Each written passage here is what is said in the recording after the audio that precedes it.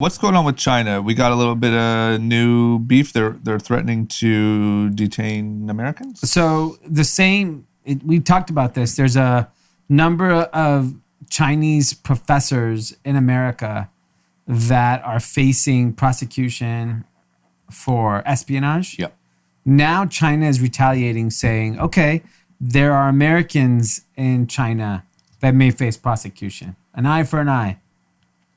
If you're an American in China, come home. Come home, man. Or join them in their We're effectively in what you call a world war. It's just being fought Cold War. differently. Yeah, it's Cold War.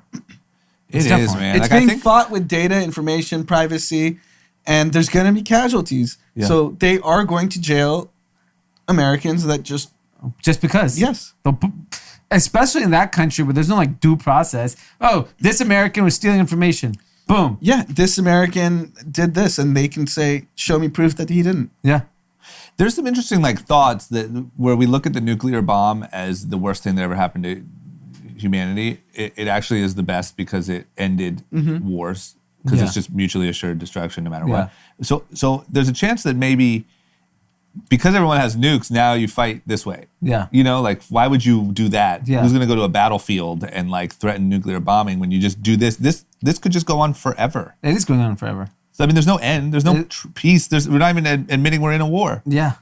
And the thing about it is like with misinformation, like for example, you know how you could solve this problem is like, I've said this a million times, just give everyone on the internet, they have to have an identity card. Yeah. Same way you have a social security card. You have to have identity on the internet. Yeah. Like you cannot just allow people, organizations, anybody and everybody say anything and do anything they want. But I'm sure to Chamath's point, if you looked at what that would do to revenue, it's probably horrendous. Yeah, yes. I agree. So why do it? But I think... You're just a platform.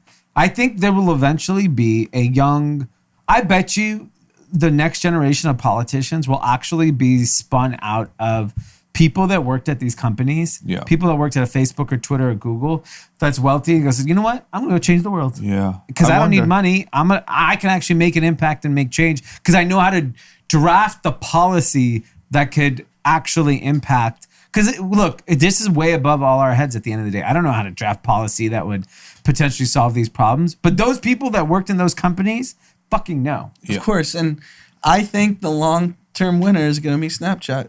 They're quietly just growing. Yeah. They're getting more cash flow positive. And Facebook is going to face regulation at some point. TikTok is in the midst of a cold war between America and China. Yeah. Triller is not it. No, it's not it. So are you officially, is this maybe the first time that you have maybe let the thought enter your mind that Facebook might be in trouble long term?